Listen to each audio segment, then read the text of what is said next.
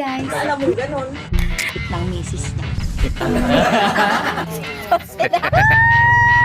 Road trip! Si Editor. Si Edit. Guys, tingnan niyo. Ay, legit to!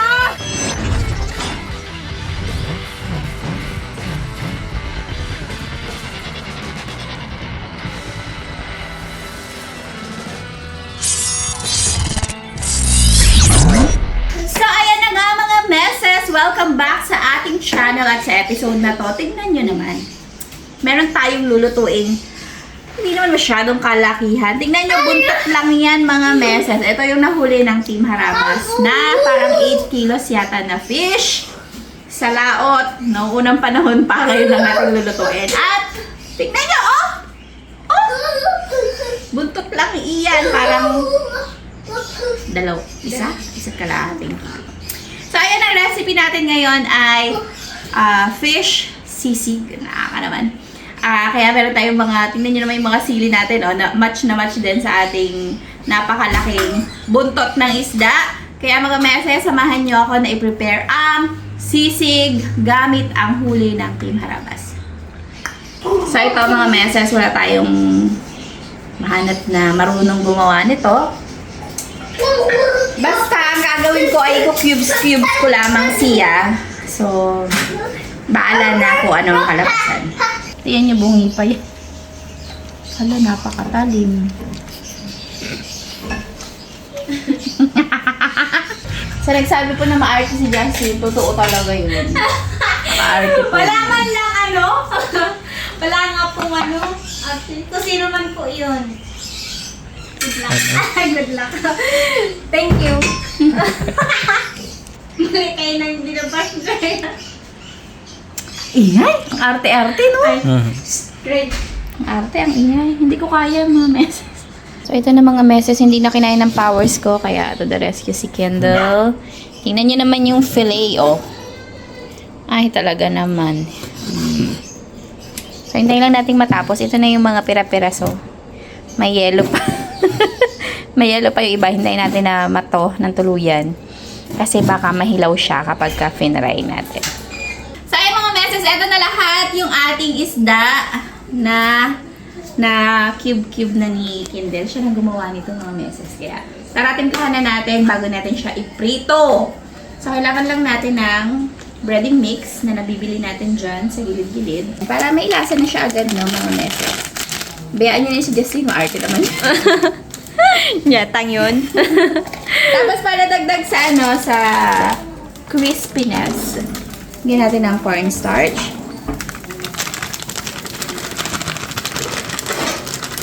Actually, kakaluto ko lang talaga ng sisig na fish na bigay ng aking talaga namang napakagalanteng pinsan. Shout out kay Ross. Ang sarap ng kinalabasan, kaya naisip ko gawin ulit dito. So, lagyan lang natin ng konting asin. Actually, may lasa naman yan mamaya kasi syempre, titimplahan naman natin yung sisig.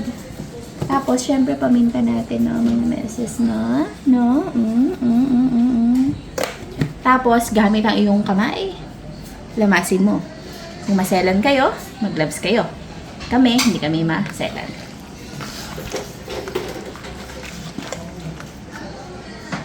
Hindi ko sure kung matinik tong isda, pero parang hindi naman. Ito yung pasalubong ng Team Harabas. Ulitin ko lang, no? Ito yung nahuli nila ng malaking isda. Tingnan nyo yung buntot, napakalaki pa rin. Kaya naman, sana laging maraming huli ang Team Harabas. Para lagi tayong naaamunan. Sige. Yan. Gusto ko kasi, yung nakaraang luto kasi, na hindi ko nga binlag ay hindi masyadong crispy yung isda. So, gusto ko siyang gawing crispier, juicier. Teka. So, gusto ko dagdagan pa siya ng cornstarch. Yung as in talagang para siyang yung fish fillet na kinakain nyo sa mga restaurant. Gawin natin siyang ganun. Maraming breading. Yung lasa niyan, kaya na i-adjust mamaya dun sa sauce black. Yung iba, gusto nila maglagay pa sila ng mga ibang herbs and spices. So, ako asin at paminta lang. Kaya rin yun. Tsaka yung breading mix. Talagang caring-caring nga. Okay, so ready na to. Hintayin lang natin uminit yung mantika at tayo ay mag-prito-prito ng mga meses. So ayun mga meses, magagayat na tayo ng ating siling kulay green. Damihan natin kasi parang hindi man tumaanghang kasi masyado siyang mapintog. Tapos yung sibuyas at yung siling pula natin ay isasama na lang natin sa grinder ni Kindle para talagang nanunuot ang lasa. So, ito, kailangan to nakita. Galing ng kutsilyo natin, no? Yung isa, yung maliit. Lahat ng kutsilyo natin, matalim. Yan, kaso sira na. Walang itinama itong ating mga gamit.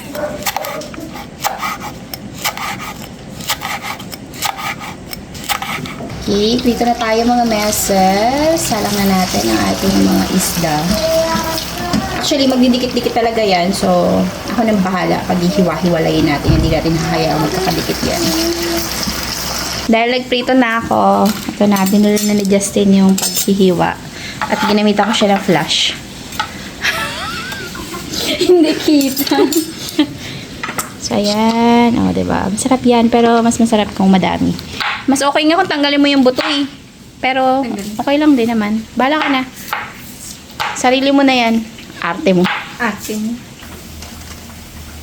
Pag-iwa-iwalay na lang natin sila mamaya, mga meses. So, ayun mga meses, luto na ang ating unang salang. Tapusin ko lang lahat ng ito. At mag-proceed na tayo sa ating next step. So, ito na mga mesas ang ating mga isda na naprito na. Oy! Ito na sila at magtitimpla na tayo ng pang sauce natin. Napag-desisyonan ko na ihiwalay ko yung timpla because para maraming hugasin. Ayan. So, kailangan lang natin ng mayonnaise. Kailangan natin. Yung mga mga liquid lang ba? Pwede natin ng konting paminta. Pwede naman yun mga meses, diretso nyo na dun. Pero, para malusaw na yung asin. Talaga, hindi makamukuhan. Mainit na ang ulo ni Justin sa inyo, ah. Nagigigil na siya sa inyo. Talagang papatol na siya.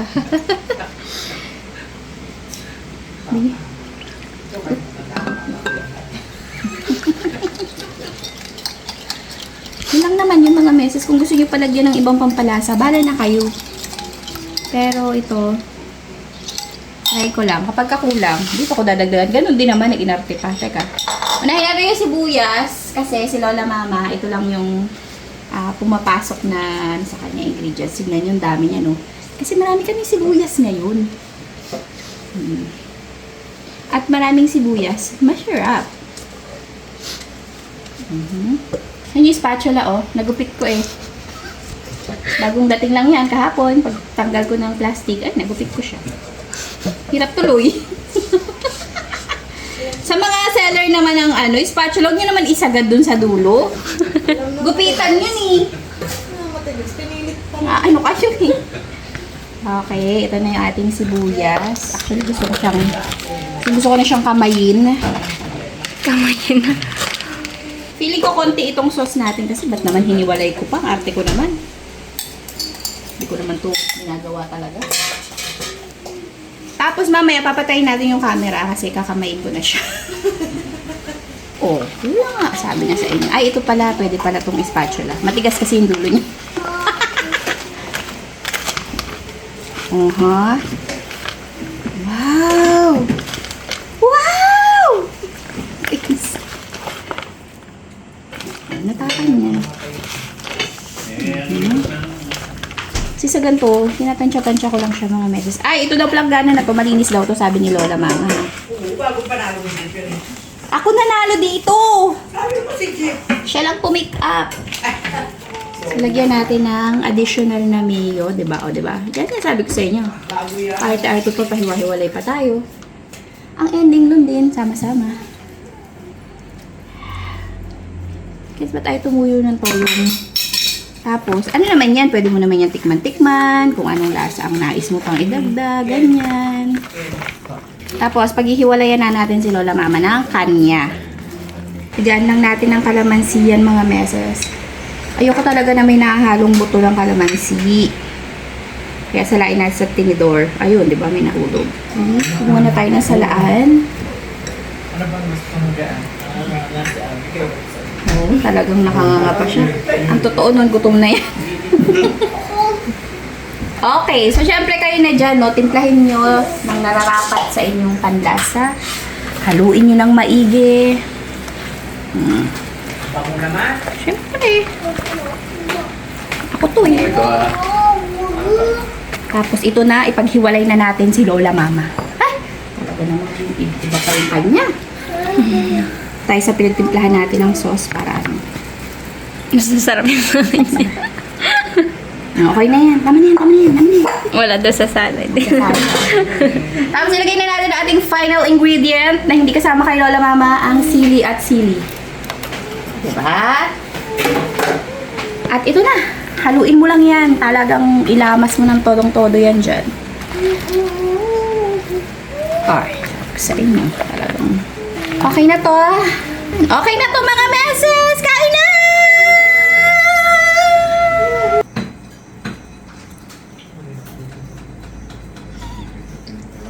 Ito na mga meses ang ating fish sisig. Kain na tayo. Secret. Ngatin naman kayo sa sili na yan. Kasi naman ang nagaya to. Kamot ng kamot. Kain na, kain na. Ayun na. Dito ka na. Sarap yan ah. Oh, ba't sila wala? Ayaw nila. Yaman na. Sige. More for us. Madali tayong kausap. Aroy. Tayo si mama at si papa. ah. Lalo si mama, tumayo agad. Nakita niyo si Oo Ilio. naman. Sabi niya, ay favorite ko yan. Damihan mo yan. Tara, kaon, kaon. Kain na, kain na. Mahirap pag padalawang taon na. Wala na. Dalawang tawag. Ayan. Ano ulam ko? Grabe. Ibig sabihin dito. Ito na. Nagdumadami na. Kumakapal na ang tao. Pasok, mga suki, Alam ko pasok. ang mukha. Kain na, kain na. Magsimula agad hindi kumpleto. Wow. Sa wakas, sa haba ng panahon, nagamit na naman ang dining table. Kanyang kain dito. Hindi mo gutom tayo. Kain na kayo, kain na. Sa magkain sa office, sa... Likod. Oh, dito. Madalas sa likod Diyan. Nada. Gabulungan tayo. Lagi may pagkain nandyan sa ano, sa... Naka-ready lang yan. Ready lang kung sino yung gutom na. Kasi hindi sabay-sabay yung mga schedule. Trabaho ba? Nagising. Ma, plato, ay, plato. Makakanin na agad. No rice sana eh. Babanat ng rice at baka. Kaya nga inabot ko siya eh. Si ate at si Gray doon, naghahabulan sa Chowking. Chow pan. Chow fun. Favorite. Ah, baka na ng rice. Napisa na ito ng kalamansi sila pa. Meron na po. Pang plating lang talaga yung kalamansi na yun. Pero baka kasi kulangin sa inyo. Ganon. Yung, Masarap yung sinigang ni Pap. yung ano, tinik na sigang. Papsa. Hoy, tara na dito! Ma. Kunting ano lang, trivia. Di ba kamahang? Naku! Pakagatin mo si mama. Ayoko. Dulo na ay. Do, hinog na nga eh! Yan yun, nasa inyo yan. Mahal yan eh. Di, Oh? nalamakan yan. Hindi naman lang. Mga dila nyo. Ay, mga dila nyo. Manhid na. Sige nga, sabi na. Nautot si mama sa pagpapaliwanag Ako eh. yun. Ay, di ba? Sarap mo. Wow. Oh, kaya na kayo, Paps. Jo, Abi. Pre, dali. Yan ang... Ako ang nagwagi. Ma, may kaagaw ko na sa totoo. Okay lang sa akin pa. Ayun. Umagaw rin. Marami pa din, sir. Joke lang. Sakit sa panga niya. Dito nga. Ay, hindi na makalabas. Paps, pasuyo ko Paps ng mangkok. Ayun. Hintay ko talaga may magbaran na dito para... Makauto. Laki ng bara mo sa Thank you, Paps. Oo nga, barang-barang.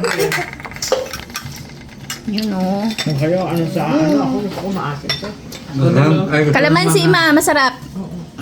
Segue tayo, mga meses. Pag gusto niyo mag-franchise, sila Ayun. po yung mga kausap ko.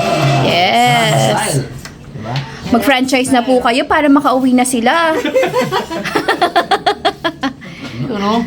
Open po for franchise. Yeah. Ang ating Harappa style. Anong kukontakin? Contact. Sir, 640. Very good. Sa ulan. Siyempre. Yun eh. Sila po yung makakausap niyo. Pero mas ito. Ano pa? Panalo din yung ano ni Papi ah. Siyempre, Kindle yan eh. Ano pag nilagyan natin man ng sili baga? Sarap. Kain po. Grabe yung amoy ng asim. Panalo yung sinigang? Gusto ko din. Sarap. Gitera. Sige lang, kain ka lang dyan. Di ba lang gitera, wag lang marte. No? Jazz, di ka dito, Jazz. Dito ka, Jazz. Dali. Ayoko na. Sabi ni Abi, di ba daw yung gitera, wag lang marte. Arte mo, habe. May basher si Kunet. Ayun nga. May basher kasi si Ate Justin. mo sabi. Sabi sa kanya, arte mo. Ba't kaya? Nakain talaga ako. Siguro chat ng chat sa'yo yung cons, tapos di mo pinapansin. Tama. Dead mo. Kaya na tayo mga meses. Ayun yung iba eh.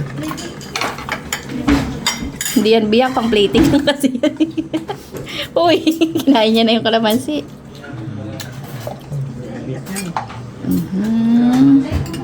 Tayo mga meses. Ang laki pala ng buntot na yun. Grabe. Hindi ba lang bundot yun eh, halos half yun eh. Ahas ba Ayun, yun? half. Mga third. Ano isda? Pero ibig sabihin, laki niya talaga.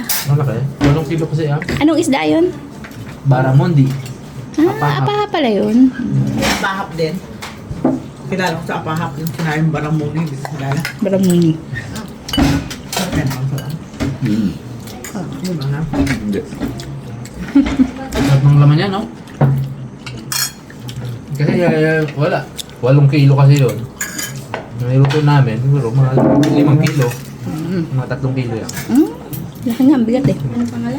Wala pa ha? Alapahat. Alam pa, masarap eh. Ano, para ka sa Nasa alapaap ka eh, no?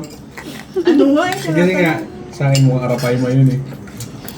Arapay ma, grabe yun ah. Ganun yung tsura, di ba?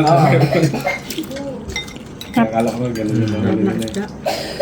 Titipirin ko to para may ulam pa ako bukas. Ang dami pang matitira ito. Dito ka sa manghang.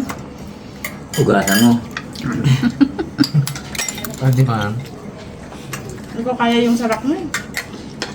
Yung ano mo, expression mo lang sarap. Sayap!